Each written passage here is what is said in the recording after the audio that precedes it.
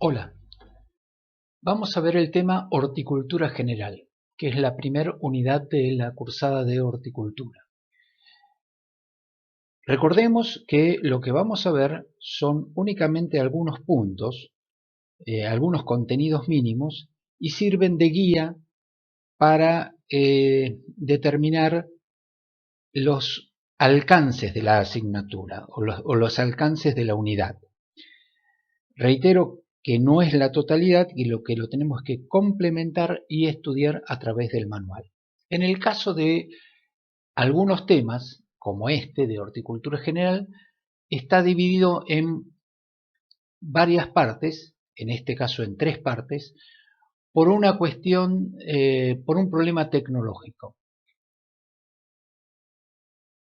La unidad 1 comprende la definición de horticultura, las características, el panorama nacional, las regiones de producción, la organización de la producción comercial, la horticultura familiar, las actividades profesionales en la horticultura, los recursos humanos y las reglamentaciones vigentes aplicables a la producción.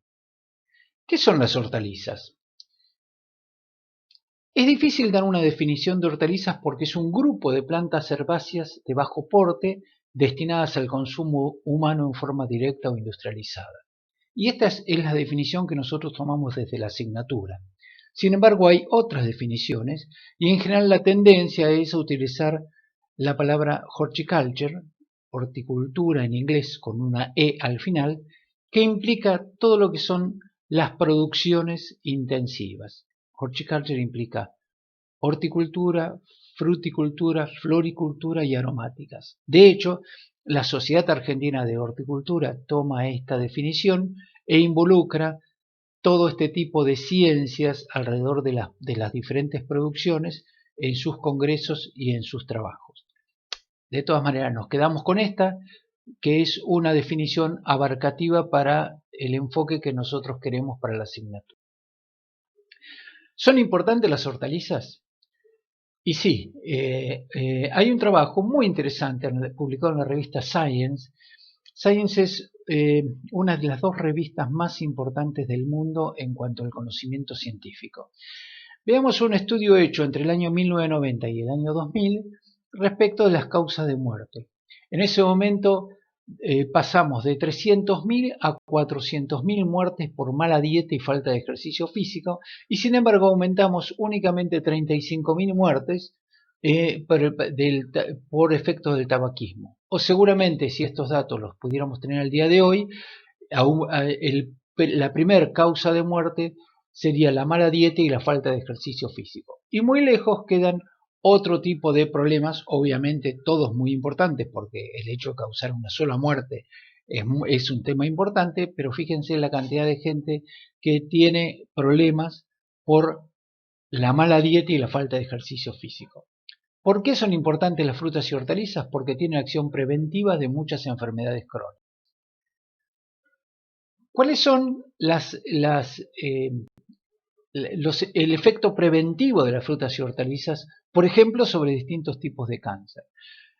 Veamos que tenemos 3 signos más cuando la evidencia es convincente, 2 cuando es sugestiva y 1 cuando la evidencia no es tan convincente, es una evidencia débil. Veamos que, por ejemplo, las hortalizas para el cáncer de laringe, pulmón, esófago y colon tienen una evidencia convincente que tiene un efecto preventivo. Entramos en lo que se llaman los alimentos funcionales. ¿Qué son los alimentos funcionales? También se llaman nutracéuticos. La palabra nutracéutico viene de nutrición y farmacéutico, aquel alimento que nos proporciona una cierta protección desde el punto de vista farmacéutico. Otra definición es alimento funcional, que es cualquier alimento o ingrediente de un alimento que provee un efecto benéfico para la salud humana, más allá del contenido de nutrientes que normalmente posee. Esto es una tendencia a nivel mundial de mostrar para qué nos sirve y de qué nos previene un determinado alimento. Por ejemplo, tomamos este paquete de uva que dice que es orgánico, pero básicamente que es alta en vitamina C y contiene resveratrol. El resveratrol es una fitolexina asociada con la reducción de la incidencia de ciertas enfermedades cardiovasculares e inclusive cáncer. ¿Qué alimentos, qué fitonutrientes tenemos en los alimentos, especialmente en las hortalizas? Los carotenoides, que todos conocemos, el color, ¿en qué lo encontramos? En zanahoria, en batatas. Los fenoles, por ejemplo, en el tomate y en el pimiento. El fitoeno, en las cucurbitáceas. Los flavonoides, en la cebolla. Los indoles, en las verduras de hoja. Los isotiocianatos, que cada vez tienen más preponderancia en lo que es la salud, como las crucíferas y el brócoli. El canferol, los rabanitos, repollos, puerros. Y las xantinas, en los alimentos rojos y amarillos. Tomemos un par de ejemplos. Por ejemplo, la remolacha. La remolacha tiene compuestos fenólicos, tiene betalaínas, tiene antioxidantes y tiene anticancerígenos. Tomemos otro, uno de los que hablamos de los isotiocianatos, el brócoli. El brócoli tiene sulfopropanos, isotiocianatos. Estos dos compuestos tienen azufre como base, fenoles, ácido ascórbico, tiene propiedades antioxidantes, está demostrado que previene el cáncer de colon y a su vez tiene niveles muy importantes de biotina. ¿Cuál es la importancia de las hortalizas en la dieta respecto del consumo? ¿Qué es lo que pasa con nosotros? Lo recomendado por la Organización Mundial de la Salud es de 144 kilos por persona por año. Esto quiere decir alrededor de 400 gramos de frutas y hortalizas por persona por día. Vemos qué pasa en nuestro país. En la Argentina, en 1965 consumíamos 140 kilos por persona por año. En 1985, 110. En 1996, 93. En el 2007, 72. Y la última estadística que tenemos a mano nos da en el 2013 135 gramos por persona por día. Esto equivale a menos de 50 kilos por persona por año. Quiere decir que en realidad estamos disminuyendo el consumo de frutas y hortalizas. Se recomiendan 5 porciones diarias de frutas y hortalizas. ¿Cuántos consumimos nosotros, el argentino promedio? Menos de 2. Esto es todo, nos está indicando en realidad problemas futuros que podemos llegar a estar teniendo por el bajo consumo de frutas y hortalizas. Y por esto es muy importante enfatizar que las frutas y hortalizas son muy importantes para mantener el equilibrio y para mantener la salud humana. Las hortalizas involucran un número de especies muy grande. Entonces, están caracterizadas por la diversidad. Una diversidad muy grande en familias y especies, en los órganos de consumo y en la forma de cultivo. Entonces, tenemos diferentes clasificaciones.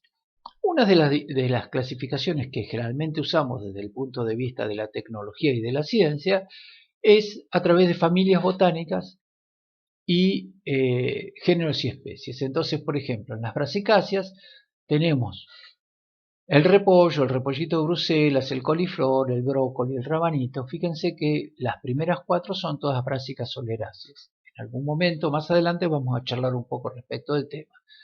Y el rabanito es Raphanus sativus. Las quenopodiáceas, la espinaca, la remolacha, la selga, Spinacia oleracea, Beta vulgaris, tanto variedad cruenta como variedad cicla. La solanácea es un grupo muy importante como el tomate, el pimiento, la papa, la berenjena.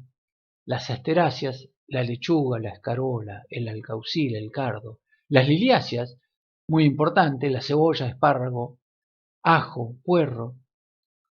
Las apiáceas, donde está la zanahoria, el apio. Las fabeáceas, donde están las leguminosas, la arveja, la lenteja, el garbanzo, el poroto, la haba. Las poáceas, el maíz dulce, las convolvuláceas, la batata.